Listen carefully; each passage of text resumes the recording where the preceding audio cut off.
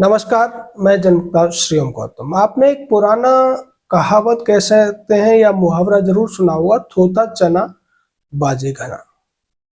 और ये कहावत आज पूरी तरह से चरितार्थ होती है आम आदमी पार्टी के बहुत ज्यादा बड़बोले और नासमझ नेता राज्यसभा के मेंबर संजय सिंह के ऊपर। संजय सिंह ने 28 तारीख को एक प्रेस कॉन्फ्रेंस की और ये दावा किया कि उनकी पत्नी अनीता सिंह के वोटर कार्ड को या वोटर लिस्ट से उनका नाम कटवाने के लिए दो महिलाओं ने आवेदन किया है, जो भारतीय जनता पार्टी ने कराया है। अब इसमें उन्होंने ये भी कहा कि एक एक नहीं, दो एप्लीकेशन लगाए गए हैं, एक 25 दिसंबर को, एक 26 दिसंबर को। यानी कि जब वो प्रेस कॉन्फ्रेंस कर रहे हैं उससे सिर्फ 2 दिन पहले एप्लीकेशन लगते हैं और उनको लेकर, उस शिकायत की कॉपी को लेकर वो प्रेस कॉन्फ्रेंस कर देते हैं। इसको लेकर हालांकि कांग्रेस ने ये कहा कि शायद उन्होंने ही खुद ये ड्रामा रचा है, लेकिन हमारी चर्चा का विषय ये ड्रामा नहीं है, बल्कि संजय सिंह ने इस प्रेस कॉन्फ्रेंस के माध्यम से जिस तरीके से अपनी ही पत्नी को फंसा दिया है और उनकी पत्नी पर अब फर्जीवाड़े के आरोप लग रहे हैं। साथ ही साथ ये जो लोक प्रतिनिधि कानून है या फिर चुनाव आयोग का जो नियम है उसका भी सीधा सीधा उल्लंघन करने का आरोप संजय सिंह की पत्नी अनीता सिंह पर लग रहा है। या तो संजय सिंह को पता नहीं है या वो जानते नहीं है या फिर जानबूझकर ऐसा कर रहे हैं कि भारत में किसी भी व्यक्ति को, चाहे वो दिल्ली का रहने वाला हो, चाहे पूर्वांचल का हो, चाहे बिहार का हो, चाहे यूपी का हो, चाहे महाराष्ट्र का हो, चाहे जम्मू कश्मीर का हो या पंजाब का या तमिलनाडु कहीं का भी हो, भारत में उसको सिर्फ और सिर्फ एक ही वोटर कार्ड रखने का अधिकार है।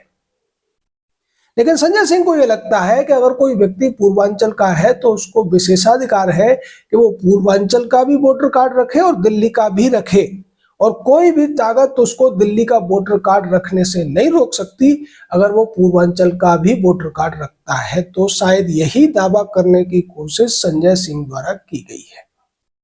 अब इस पर पहले तो बीजेपी के प्रदेश अध्यक्ष वीरेंद्र सचदेवा ने कहा कि ये जो दोनों महिलाएं हैं जिनका एप्लीकेशन संजय सिंह दिखा रहे हैं वो उनके रिश्तेदार है।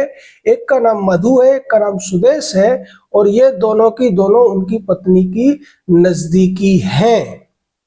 अब उससे बड़ा आरोप वो भारतीय जनता पार्टी के ही मीडिया सेल के अमित मालवीय ने लगा दिया है और उसका सबूत भी दिया है। अमित मालवीय ने एक एफिडेविट पेश किया है जो जुलाई 2024 का है, यानी कि अभी इस एफिडेविट की जो डेट है उसको 6 महीने भी नहीं बीते हैं।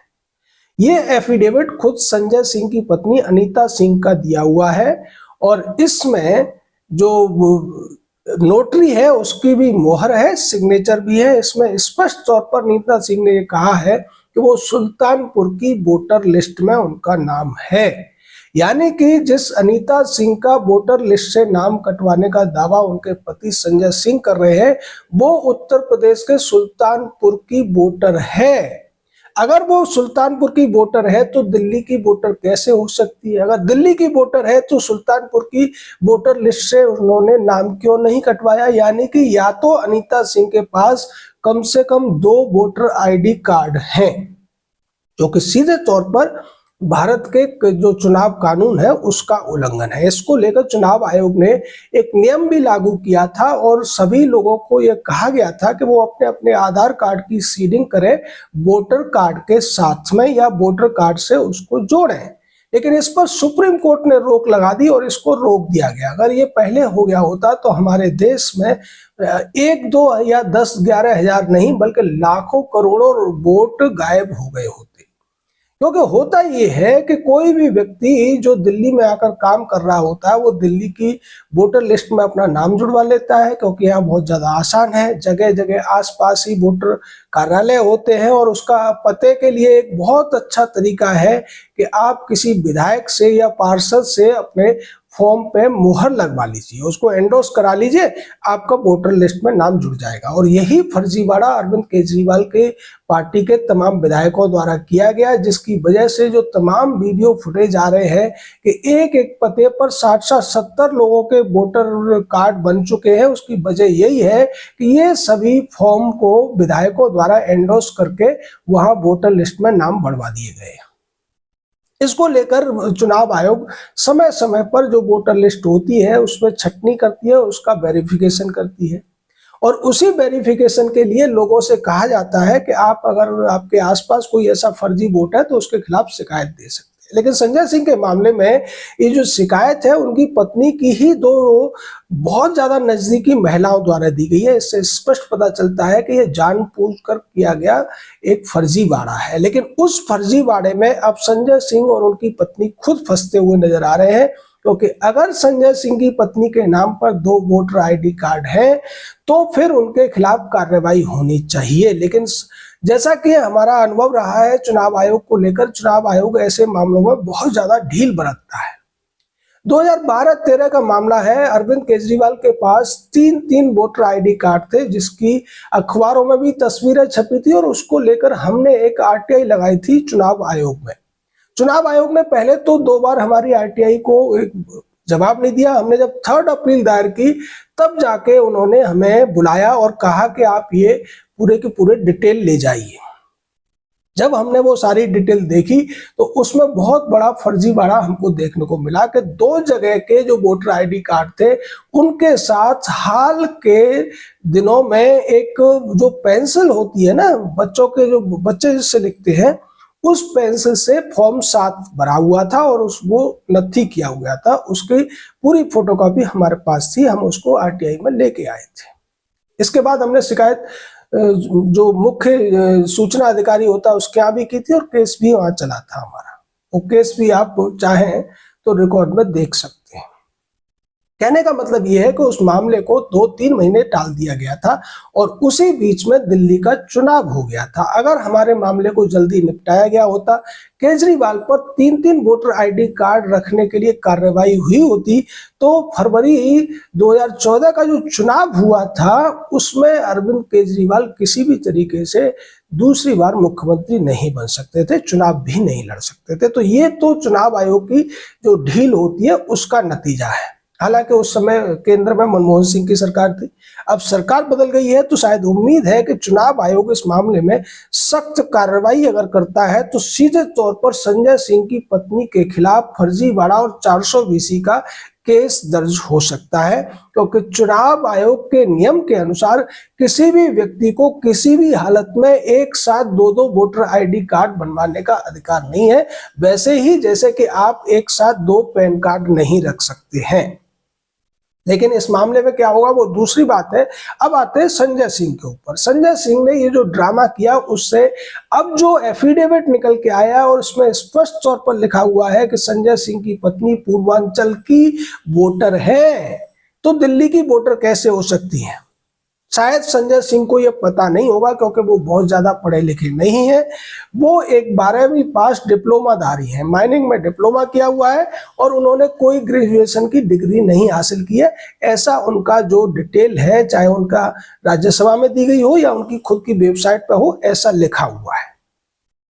यानी जिस पार्टी का जो सरगना है अरविंद केजरीवाल, जो खुद में एक टेक्निकल ग्रेजुएट है, बीटेक की डिग्रीधारी है, उसके अनुसार जो भी व्यक्ति रेगुलर ग्रेजुएशन नहीं करता है वो अनपढ़ होता है। और ऐसा अरविंद केजरीवाल ने कई बार दिल्ली विधानसभा में कहने की कोशिश की है, जब उन्होंने बार बार प्रधानमंत्री को अनपढ़ राजा कहकर संबोधित किया है या उनको अपमानित किया है। संजय सिंह और अरविंद केजरीवाल के खिलाफ गुजरात में केस भी चल रहा है कि इन्होंने प्रधानमंत्री की डिग्री को फर्जी बताया था। ये वही संजय सिंह है जिसके खुद के पास कोई ग्रेजुएशन की डिग्री नहीं है, और अरविंद केजरीवाल के क्राइटेरिया के अनुसार जिसके पास ग्रेजुएशन की डिग्री नहीं है वो अनपढ़ होता है। तो क्या संजय सिंह अनपढ़ होने की वजह से इस तरीके की गलतियां कर रहे हैं? वैसे अरविंद केजरीवाल का जो शिक्षा मंत्री रहा है मनीष सिसोदिया, वो भी 12वीं पास डिप्लोमाधारी है। संजय सिंह के पास माइनिंग का डिप्लोमा है, मनीष सिसोदिया के पास जर्नलिज्म का डिप्लोमा था।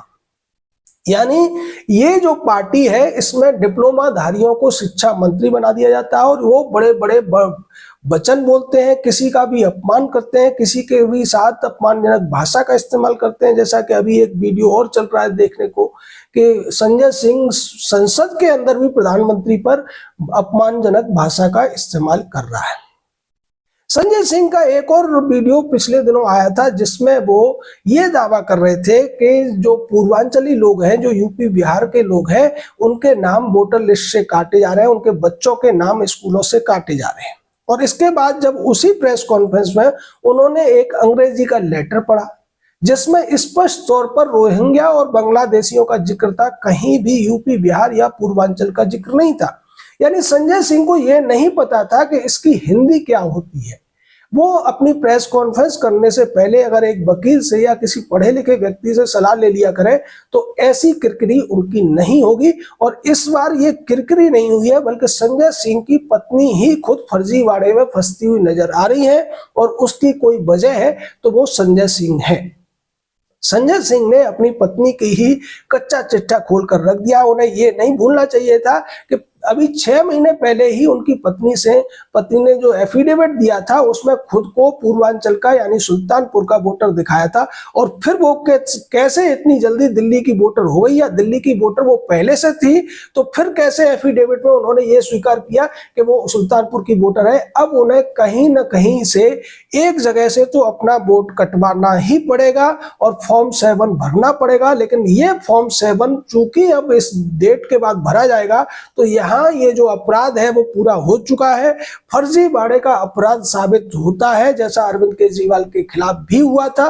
लेकिन उस समय सरकार दूसरी थी, उस समय अरविंद केजरीवाल की जो सीधी सेटिंग थी, जो दिल्ली का उस समय चुनाव जो अधिकारी था उसके साथ में। पर क्या इस बार संजय सिंह की पत्नी इस फर्जीवाड़े से बच पाएगी? और जितने लोगों के वोट काटे जा रहे हैं उन सब का भी यही हाल है। वो दूसरी जगहों पर भी वोटर होते हैं, यहाँ भी वोटर होते हैं। चूंकि वोटर कार्ड का सीडिंग नहीं हुई है आधार के साथ में, तो इसलिए एक व्यक्ति कई कई वोटर कार्ड बनवा सकता है। ये बहुत आसान है क्योंकि वोटर कार्ड में जो पते का प्रूफ मांगा जाता है, आइडेंटिटी का प्रूफ मांगा जाता है, उसमें आधार जरूरी नहीं है। आप किसी विधायक से, पार्षद से, सांसद से एंडोर्समेंट करा के दे सकते हैं, किसी अधिकारी से दे सकते हैं, एफिडेविट दे सकते हैं, रेंट की रसीद दे सकते हैं, रेंट एग्रीमेंट दे सकते हैं, या फिर बैंक की पासबुक। तमाम ऐसी चीजें हैं जो एक व्यक्ति कई कई जगह पर वोटर कार्ड आसानी से बनवा सकता है। और यही सब आम आदमी पार्टी द्वारा किया जा रहा है, जिस फर्जीवाड़े के खुलासे आए दिन हो रहे हैं।